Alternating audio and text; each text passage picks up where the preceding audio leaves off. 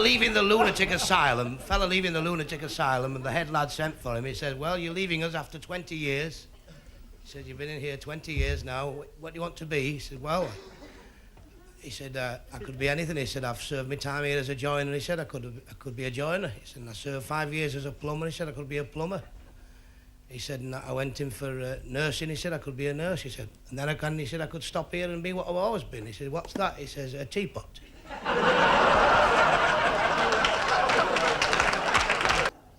Fella went to the doctor, said, Doctor, he said, I have an awful feeling, he says.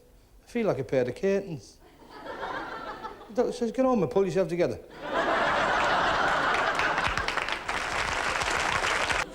Went to two photographers with a photograph of his dad.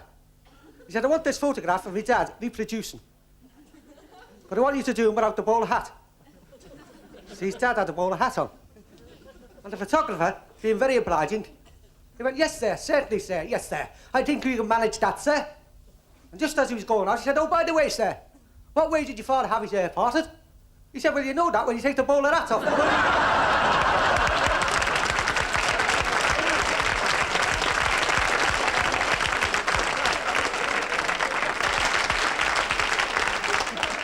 And I saw this fella with a long face, and I talked to anybody, me, that I talked back, and I said,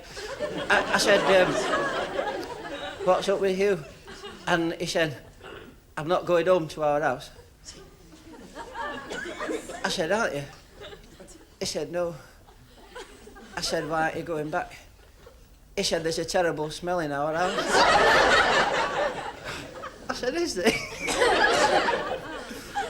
He said, aye, the wife keeps cats. I said, well, have you tried opening the window? He said, what, and let all my pigeons out?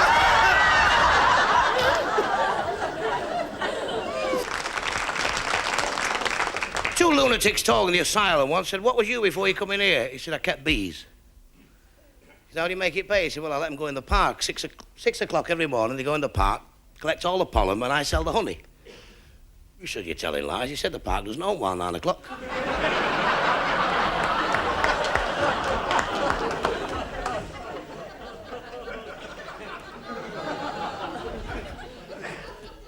He said, I know, but I know where there's a hole in the fence.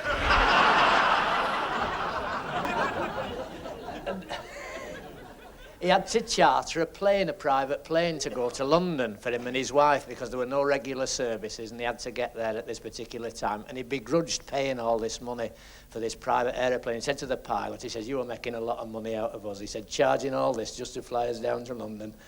And he went on, and the pilot was fed up even before they took off. He said, look, I'll tell you one thing. He said, you and your wife sit in the back. He said, and if you're quiet all the way and never speak all the way to London, I'll fly you there for nothing.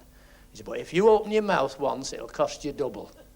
Is it a deal? And the fella said, yes, it is, you see. So he's in the back there, and the pilot starts. He was looping the loop and whizzing it down and cutting the engine off and flying between chimneys and doing everything. The fella never said a word. He got to London, the pilot said, well, I hold my hands up. I didn't think anybody could go through that without speaking. The fella said, you nearly got me once, he said. I nearly spoke. The pilot said, when was that? He said, when the wife fell out.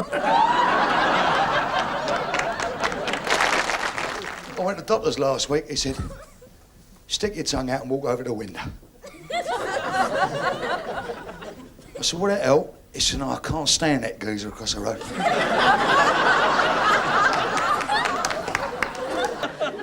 My little boy said, Dad, I came home from school, Dad, and I called my mum Dad. Sitting on the settee, Dad, with the milkman, Dad. There was kissing and cuddling, Dad, all afternoon, Dad. I said, don't tell me now, son. Tell me tonight when we're watching television and your mother's there. He said, I will, Dad. So we're sitting watching television. He said, I got some of the telly, Dad. I said, what is it, son? He said, I came home from school, Dad. And I called my mum, Dad, sitting on the settee, Dad, with the milkman, Dad. There was kissing and cuddling, Dad, all afternoon, Dad. Just like you with me Auntie Margaret when my mum was in hospital. Do you remember when you were at school? I remember when I was at school, you used to have these inspectors used to come round, you know, and see how the teacher was doing. And I was in school one day, and the teacher was there, the inspector's sitting down watching him. The teacher said to one of the little lads, he said, who knocked down the walls of Jericho? This kid looked at him, he said, I never.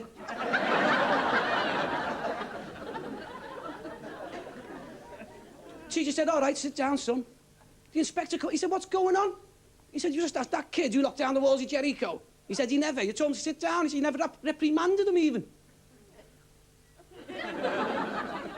He said you never reprimanded him. I said, what's going on? The teacher said, well, he said, I've known Jones for 4 years. He said, if he says he never did it, he never did it.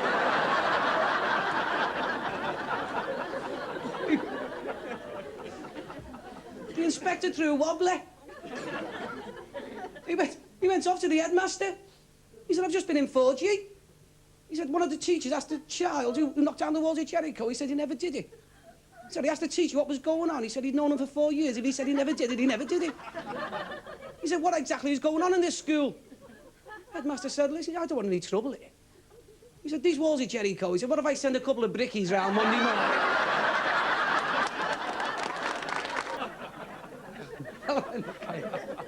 Fellow in a cake shop, he said,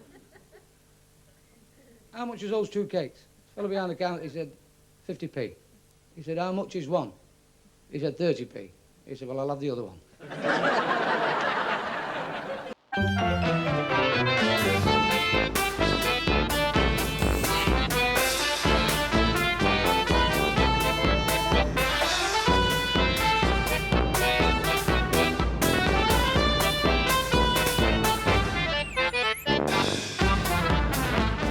It's the way I tell him, isn't it?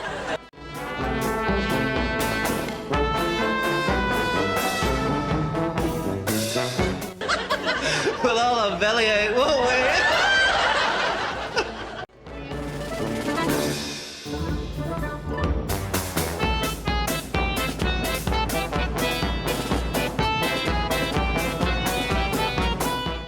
We're having a good time, aren't we?